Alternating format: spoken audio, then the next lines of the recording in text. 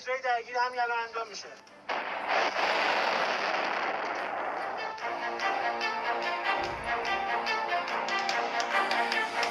دشمن میتونه باشه اونها رو مورد هدف قرار بده.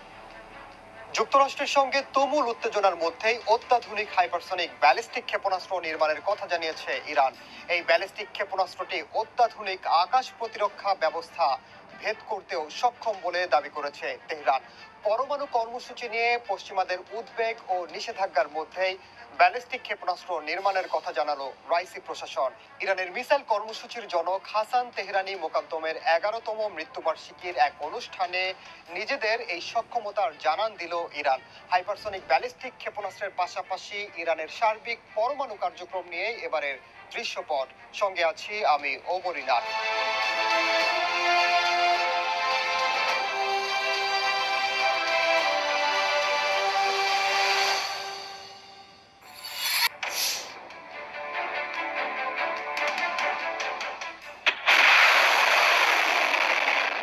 5 বিশ্বশক্তি ও জার্মানির সঙ্গে ইরানের পরমাণু চুক্তি বাতিলের পর থেকেই যুক্তরাষ্ট্রের সঙ্গে ইরানের সম্পর্ক আগের চেয়েও তলানিতে পৌঁছেছে। এছাড়া অতি সম্প্রতি সৌদি আরবে ইরান হামলা চালাতে পারে বলে গোয়েন্দা খবর প্রকাশের পর সে উত্তেজনা আরও বেড়ে যায়, যার জেরে এরই মধ্যে সামরিক মহড়া শুরু করেছে ওয়াশিংটন। তবে তেহরানও কম যায় না। যুক্তরাষ্ট্রের একের পর এক নিষেধাজ্ঞা ও হুমকি ধামকির মধ্যে নিজেদের সামরিক সক্ষমতা জানান দিচ্ছে ইরান। এরই অংশ হিসেবে বৃহস্পতিবার ইরানের ইসলামী বিপ্লবী গার্ড বাহিনী আইআরজিসির অ্যারোস্পেস ডিভিশনের কমান্ডার ব্রিগেডিয়ার জেনারেল আমির আলী হাজিজাদে জানান, হাইপারসনিক ক্ষেপণাস্ত্র তৈরি করেছে ইরান এবং এই ক্ষেপণাস্ত্র শত্রুর রাডার ভেদ করতেও সক্ষম। তার ভাষায় এই ক্ষেপণাস্ত্র পৃথিবীর বায়ুমণ্ডল কিংবা পৃথিবীর বাইরের বায়ুমণ্ডলে সমানভাবে হামলা চালাতে সক্ষম। শত্রুর আকাশ প্রতিরক্ষা ব্যবস্থা এই ক্ষেপণাস্ত্রকে ঠেকাতে পারবে না বলেও দাবি করেন তিনি। শব্দের চেয়ে 5 গুণ বেশি গতিতে ছুটতে পারে হাইপারসনিক ক্ষেপণাস্ত্র। তবে ইরানের এই ক্ষেপণাস্ত্রের গতি কত তা প্রকাশ করা হয়নি। জেনারেল আমির আলী হাজিজাদে আরো বলেন, উচ্চ গতির কারণে এই ক্ষেপণাস্ত্র যে কোনো প্রতিরক্ষা ব্যবস্থাকে ভেদ করতে সক্ষম এবং আগামী কয়েক দশকেও এই ক্ষেপণাস্ত্র ঠেকানোর প্রযুক্তি কেউ অর্জন করতে পারবে না বলেও তার বিশ্বাস। বিশ্লেষকরা বলছেন, হাইপারসনিক মিসাইল শব্দের চেয়ে 5 গুণ বেশি গতিতে ছুটতে সক্ষম, আর সেজন্যই ভার্চুয়ালি এই ক্ষেপণাস্ত্রকে ভূপাতিত করা প্রায় অসম্ভব।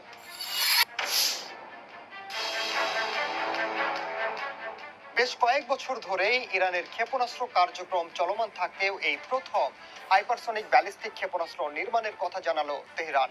পশ্চিমা বিশ্লেষকরা বলছেন, আগের যে কোনো সময়ের চেয়ে ইরানের মিসাইল কার্যক্রম অনেক বেশি এগিয়েছে। বিশেষ করে পরমাণু ওয়ারহেড যুক্ত ক্ষেপণাস্ত্র অঞ্চলটির যে কোনো স্থানে আঘাত হানতে সক্ষম। এমনকি তারা এমন কিছু আন্তঃমহাদেশীয় ব্যালিস্টিক ক্ষেপণাস্ত্র বানিয়েছে যেটি দিয়ে ইউরোপেও আক্রমণ করতে পারবে তারা। বিভিন্ন প্রতিবেদন বলছে, মধ্যপ্রাচ্যের সবচেয়ে বড় ও বৈচিত্র্যময় ক্ষেপণাস্ত্র কর্মসূচি রয়েছে তেহরানের। ইসরায়েলের হাতে আরো বেশি ক্ষমতা সম্পন্ন ক্ষেপণাস্ত্র থাকতেও তা হাতে গোনা কয়েকটি ও নির্দিষ্ট ডিজাইনের। ইরানই একমাত্র দেশ যারা পারমাণবিক সক্ষমতা ছাড়াই 2000 কিলোমিটার পাল্লার মিসাইল নির্মাণ করেছে। ক্ষেপণাস্ত্র উৎপাদনে ইরান পুরোপুরি স্বনির্ভরতা অর্জন করেছে বলে 2017 সালে ঘোষণা দেয় তেহরান।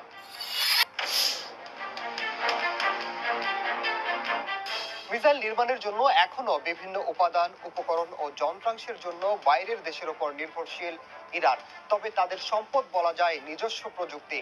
নকশা প্রণয়ন থেকে শুরু করে কাঁচামাল আহরণ পর্যন্ত সব স্তরে ইরানের নিজস্ব প্রযুক্তি ব্যবহার করা হয়। নিজেদের প্রযুক্তিতে দীর্ঘ দূরত্বের ক্ষেপণাস্ত্র বানাতে সক্ষম তেহরান। রয়েছে সুবিশাল ক্ষেপণাস্ত্র শিল্প, যেখানে আন্তঃমহাদেশীয় ক্ষেপণাস্ত্র কিংবা আন্তঃমহাদেশীয় ব্যালিস্টিক ক্ষেপণাস্ত্র তারা নির্মাণ করে। 2018 সালে প্রথমবারের মতো ব্যালিস্টিক ক্ষেপণাস্ত্রের পরীক্ষা চালায় ইরান।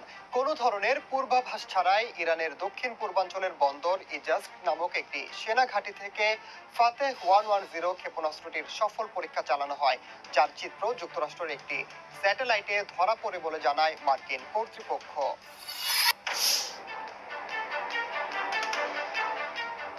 যুক্তরাষ্ট্রের প্রতিরক্ষা বিভাগের মতে ইরানের ক্ষেপণাস্ত্র শক্তি মধ্যপ্রাচ্যে সবচেয়ে বড়, বিশেষ করে স্বল্প পাল্লা আর মাঝারি পাল্লার ক্ষেত্রে। এসব ক্ষেপণাস্ত্র সৌদি আরব ও উপসাগরীয় এলাকার অনেক ইসরায়েলি লক্ষ্যবস্তুকে আঘাত করতে সক্ষম। গেল কয়েক বছর ধরেই আন্তঃমহাদেশীয় ক্ষেপণাস্ত্র তৈরি করে পরীক্ষা নিরীক্ষা করছে ইরান, এমনটাই দাবি পেন্টাগনের। ইরানের ক্ষেপণাস্ত্র ভান্ডারে থাকা উল্লেখযোগ্য কিছু মিসাইল ও তার আঘাত হানার পাল্লা দেখে আসবো।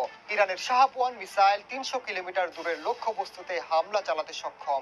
অন্যদিকে শাহাব 2 ক্ষেপণাস্ত্রটি 500 মাইল দূরের লক্ষ্যে আঘাত হানতে পারে।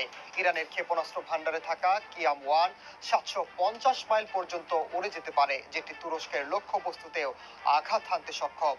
অন্যদিকে ফাতে 110 ক্ষেপণাস্ত্রটির 300 থেকে 500 কিলোমিটার পর্যন্ত দূরের লক্ষ্যবস্তুতে আঘাত হানতে পারে। ইরানের অস্ত্র ভান্ডারে থাকা জোলফাগার ক্ষেপণাস্ত্র 700 কিলোমিটার দূরত্ব পাড়ি দিতে সক্ষম, আর শাহাব 3 2000 কিলোমিটার দূরের লক্ষ্যবস্তুতে আঘাত হানতে পারে। অর্থাৎ শাহাব 3 দিয়ে রাশিয়া, চীন, মিশর ও ভারতের মতো দেশগুলোতে হামলা চালানোর সক্ষমতা রয়েছে ইরানের।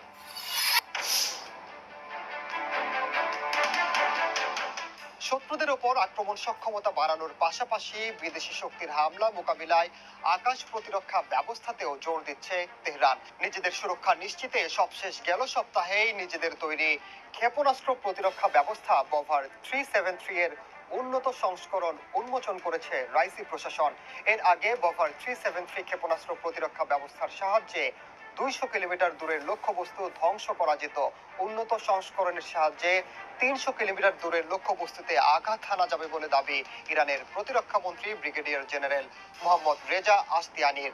এই ক্ষেপণাস্ত্র প্রতিরক্ষা ব্যবস্থা দিয়ে দ্রুত গতির ব্যালিস্টিক ক্ষেপণাস্ত্র এবং ফাইটার ও বোমারু বিমান ধ্বংস করা সম্ভব বলেও দাবি করেন তিনি বলেন, বভার 373 ক্ষেপণাস্ত্র প্রতিরক্ষা ব্যবস্থা একসঙ্গে 6টি লক্ষ্যবস্তুকে ধ্বংস করতে পারে।